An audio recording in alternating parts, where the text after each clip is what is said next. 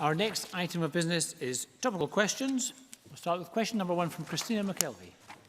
Thank you very much, Presiding Officer. To ask the Scottish Government whether it will provide an update on its discussions with the UK Government ahead of the triggering of Article 50. Minister Michael Russell. Thank you, Presiding Officer. Yesterday, the First Minister met with the Prime Minister and I met with the Secretary of State for exiting the European Union.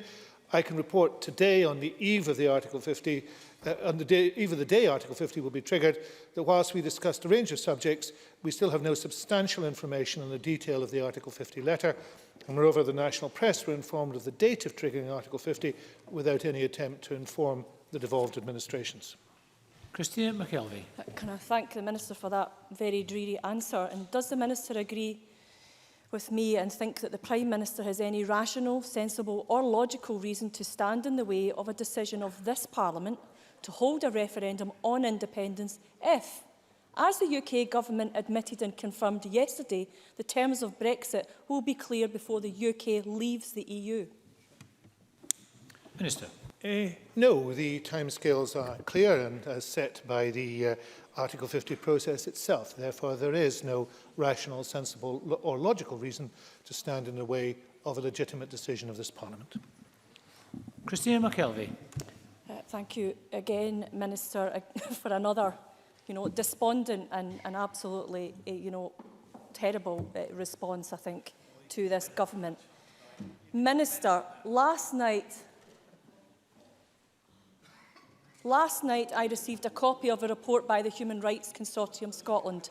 Mary Snowdon, the coordinator at the consortium, said, and I quote her, "This new report says that individuals' rights must be safeguarded in the wake of the vote to leave the European Union. Without the EU pushing forward those rights, these organisations are concerned that legal rights may be reduced and that progress on achieving greater rights for disadvantaged people will stall.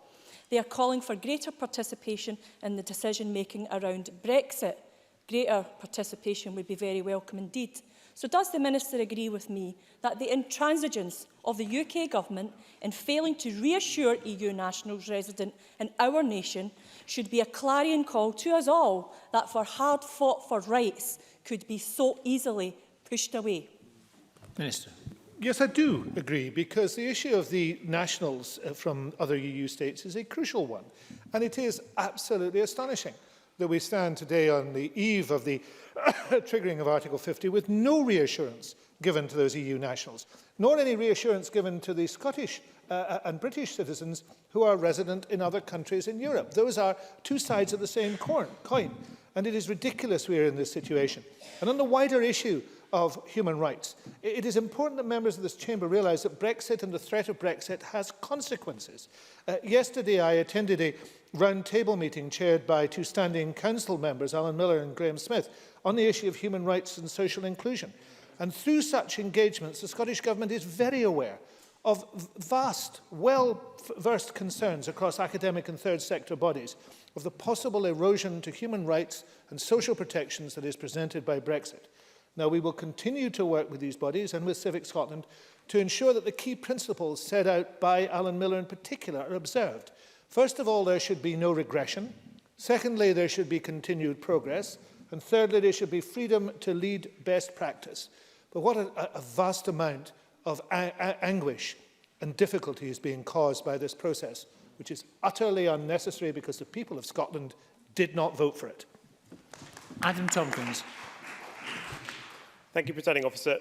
The United Kingdom Supreme Court in the Miller case a few weeks ago unanimously ruled, and I quote, that within the United Kingdom, relations with the European Union, like other matters of foreign affairs, are reserved, and that the devolved legislatures do not have legislative competence in relation to withdrawal from the European Union. So what is the Minister moaning about? Minister.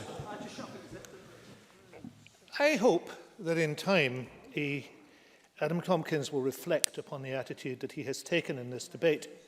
He may think it's his duty to be an apologist for the UK Government, for a hard Brexit and for a hard Britain. His real role in this chamber is to represent the electors of the area from which he comes. I am afraid to say that if he chooses to be an apologist for the UK Government, He chooses to ally himself with a government that is working against the interests of those people who elected him. Lewis MacDonald. Thank you very much, Presiding Officer. Alex Neil reminded us last week that there are in effect two Brexit deals to be done. One to cover the UK's exit arrangements from the EU and the other on the successor trading relationships between the UK and the EU. Mr Russell will be aware that nobody outside the UK government has offered a public opinion, a public view, that both of these deals can be done in 18 months to 2 years. Does he not prefer the evidence of Sir Ivan Rogers, who recently retired as the UK permanent representative to the European Union, who said that the view in Brussels is that it will be at least the summer of 2020 before any agreement can be reached between the UK and the EU, and it may indeed be the early to mid-2020s before such an agreement is in place? Is it therefore not wrong to simply take the word of Theresa May to an unrealistic timetable for the completion of trading arrangements between the UK and the EU? Minister. Well, the First Minister has been very clear that there is a matter for negotiation here in terms of the conclusion of the negotiations to the point where an informed decision can be made. And that is absolutely vital. I notice the Tories keep trying to change their mind on this. That is the vital point, the point at which an informed decision can be made. Now, I do accept that many people do doubt the wisdom of the Prime Minister's position. The wisdom of the Prime Minister's position, the one for whom the Tories wish to be the apologist. But she is leading these negotiations, and she says unequivocally both can be done, both will be done during that timescale. And therefore, in those circumstances, it is absolutely right for us to say that is also the timescale in the Article 50 process, and therefore we will go along with that. But I would hope that Labour might, even at this very late day, wake up to the fact that the best position to be in on this is to argue for the position of Scotland, not to argue for the position of the Prime Minister or anybody else. I noticed yesterday that the leader of the Labour Party in Scotland had just woken up to the fact that she should ask the Prime Minister there should be a differentiated option. The stable door has closed. What we should be arguing for is for the right for Scotland to choose, and the Labour Party should be on that side today. Question number 2, Murdo Fraser. Thank you. To ask the Scottish Government what its response is to reports that the Queensferry crossing will not be ready by the revised completion date of the end of May. Cabinet Secretary Keith Brown. I receive regular updates on progress towards completion of the Queensferry crossing, as indeed does the Rural Economy Committee.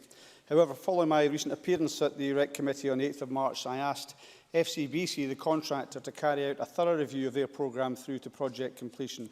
That work has indicated that adverse weather conditions, particularly wind, has had an impact on the removal of the construction cranes and therefore on the estimated completion date.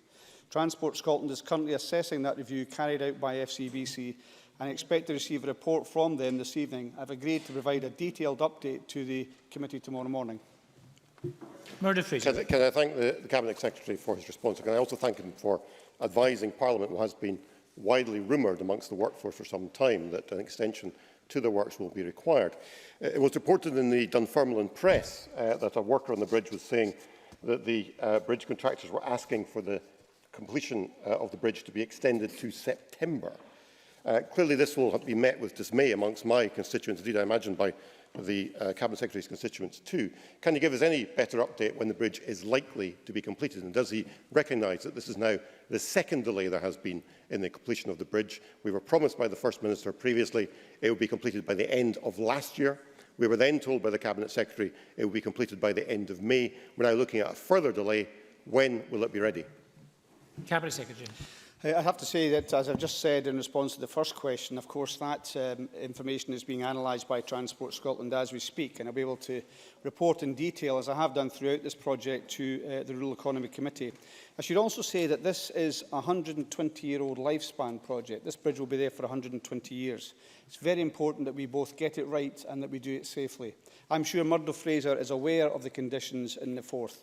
For example, it's taken 65 days to actually take down one of the cranes, which would normally have taken 15 days because of the consistently high winds.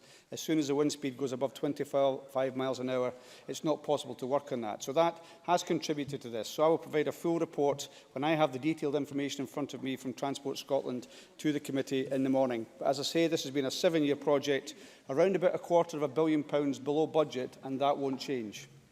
Murdo Fraser. I thank the Cabinet Secretary for his further response. I'm aware of the weather conditions on the 4th. Indeed, thanks to the Cabinet Secretary, I had a visit to the top of the North Tower some time ago, I think last summer.